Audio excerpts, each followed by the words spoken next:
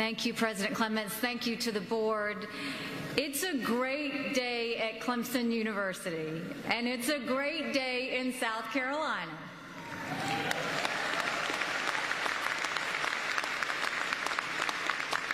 Congratulations to the College of Business and the College of Education class of 2018, and thank you for this amazing honor.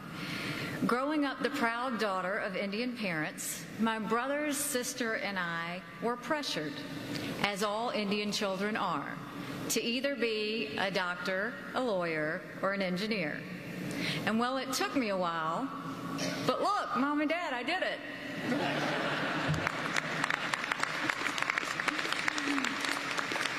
I'm honored to be here today and to be given yet another degree from Clemson University. This one is fancier, but I have to say I worked a lot harder for the last one.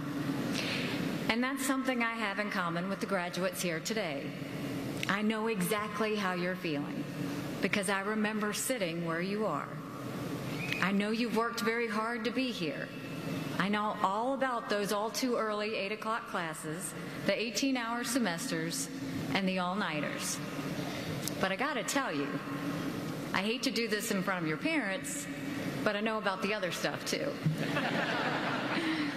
I know you've all had fun at the SO, TD's, and Tigertown Tavern. You've played on Bowman. You've played at Lake Hartwell. You've cheered on the Tigers to conference and national championships. You've made Clemson your home, and I get that. Most commencement addresses rightly focus on pride. Pride in what you've accomplished, the importance of this milestone in your life. Or they focus on hope, the bright and shiny future that awaits all of you. Both of those themes are good. But today I'd like to talk about something a little bit different, something that Clemson represents for me, and that's gratitude. I don't mean gratitude in the Hallmark card sense. I mean gratitude in the active sense, in the change-making sense. We all know of gratitude as a feeling, the good feeling we have for the things we've been given. But what I want to talk about is gratitude as intention. That is, gratitude as the determination to take the things that have benefited us and pay them forward. I'm talking about the institutions, the ideas, and the people. Gratitude is ensuring that they're preserved, protected, and passed on to others. Aside from my parents, Clemson is what has shaped my life the most. I met my husband, Michael, my very first weekend at Clemson. We were engaged 4 years later in the Botanical Gardens. Now I'm happy to say our daughter is a proud Clemson Tiger, too. Not only did I find a family, I also found myself here. I'm very grateful to Clemson. I came here as an undergraduate on a textile management scholarship. Yes, textiles. My timing was not great. By the 1990s, the textile industry was in a major decline in South Carolina.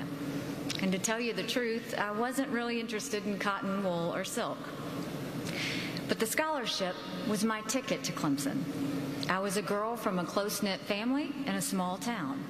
Clemson was a big deal, full of new people, full of possibility, and I ran with it.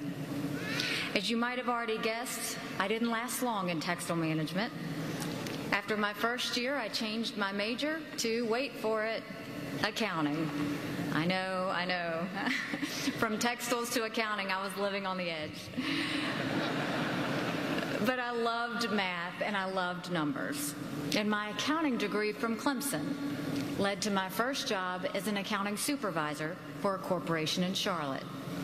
And that led to my involvement in the business community, which led me to running for and winning a seat in the South Carolina House of Representatives, which led me to run for governor, which led to me being able to raise that orange flag over the Capitol Dome at the State House when Clemson football won the national championship in 2017. Go Tigers! That is truly a memory I will cherish forever.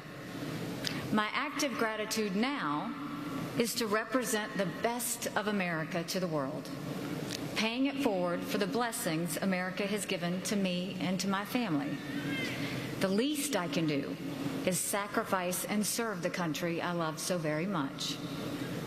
I realize that talking about gratitude sounds like something your mother or your grandmother used to do, telling you to make sure and say thank you. And you should do that, by the way. Always listen to your mother and your grandmother, too. But what I'm talking about is something much more profound, something that takes considerably more effort than remembering to say thank you, but also offers considerably more reward. First of all, to be grateful is not simply to be focused on the past. Gratitude is not sentimentality. At its core, gratitude is focused on the future. It's looking at all that you have and understanding that not all of it came from you. A lot of it came from your parents, or a great teacher, or the freedom and prosperity of the country in which we live. Real active gratitude means that you take responsibility to share those things that have benefited you with others and give back. It's recognizing those things that make life good and meaningful and cherishing them and using them to make life better for others.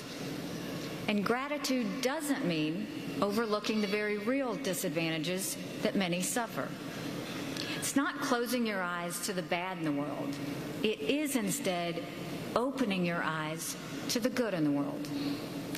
My husband, Michael, is a good example of gratitude properly understood. Michael was adopted. He and his brothers and sisters spent their early years in foster care. Not an easy time. But when Michael was 4, he was adopted by a wonderful couple. His adopted parents were warm and loving. They gave Michael a home. They raised their son with care, love, a good education, and a stable family life. And the thing is, today, Michael never complains about his childhood. He knows it could have turned out much worse. He is grateful. And more than that, he's taken the gift he was given of loving and supportive parents, and he's paid that gift forward to our children. Having a good dad is something to be grateful for, but being a good dad is real gratitude. My parents are also good examples of active gratitude. They came to South Carolina in the early 1970s from India. My dad wears a turban. My mom wore a sari. You could say they looked a bit different from small-town Bamberg, South Carolina. And they got their share of uncomfortable looks and even experienced episodes of outright discrimination. But they also watched South Carolina change and come to not just accept them, but to embrace them. They found opportunity here, and they found a home here. And they never let my brothers and sister and I forget how blessed we were to be growing up in this country. They didn't focus on the challenges that they had, but they focused on the blessings that they received.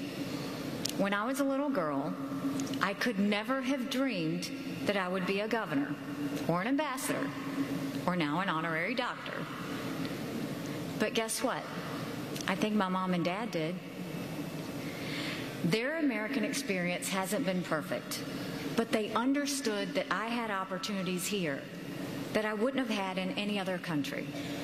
They made sure I understood that, and they paid it forward.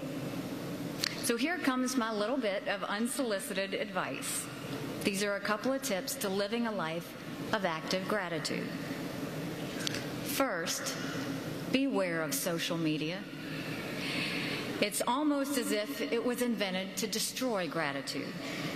Everyone presents their most carefully edited lives on Twitter or Instagram. We all do it, right? Posting the best pictures of the most exciting places we go and the most interesting things that we see. But our social media lives aren't the real world. Real life is usually messier. And whether we mean to do it or not, The fake lives we live on social media can evoke a kind of envy that is a lack of gratitude that is very damaging. On social media, the grass is always greener on someone else's page. But this is a recipe for dissatisfaction with life. It makes us obsess about the stuff we don't have rather than to be thankful about what we do. And all for what? So we can spend our lives unhappy, chasing an ideal that doesn't exist? As a country, we're experiencing something of a gratitude crisis today. And it's not just on social media. Instead of feeling grateful, too many Americans are feeling entitled. We take for granted the many, many blessings that we have. We feel entitled to be free, to speak our minds, and to not have our feelings hurt. But these things are gifts, not guarantees. Just ask the 3 Americans recently released from a North Korean prison.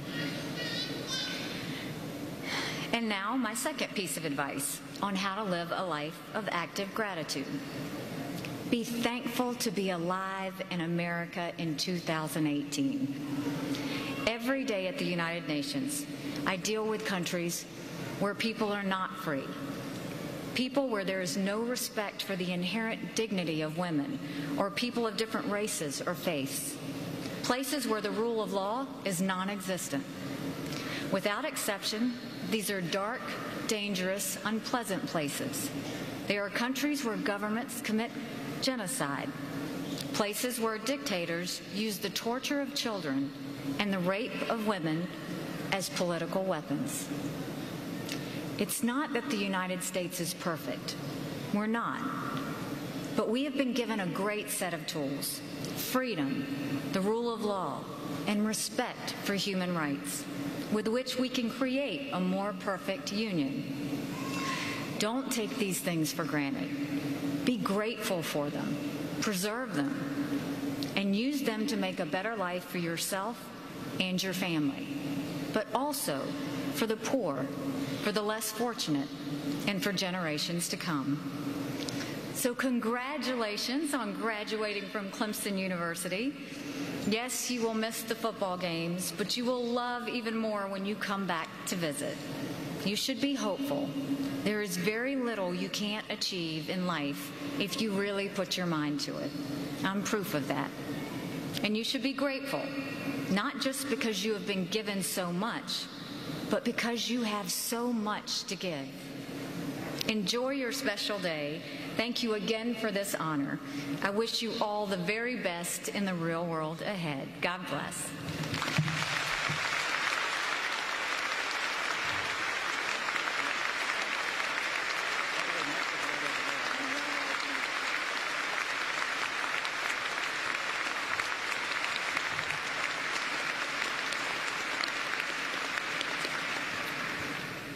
Thank you, Ambassador Haley, for being here today, and thank you for your incredible and powerful message about gratitude. Would you please help me thank Nikki Haley one more time?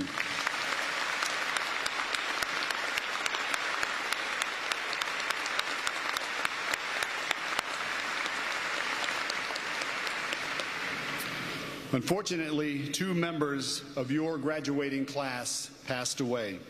Today, the Bachelors of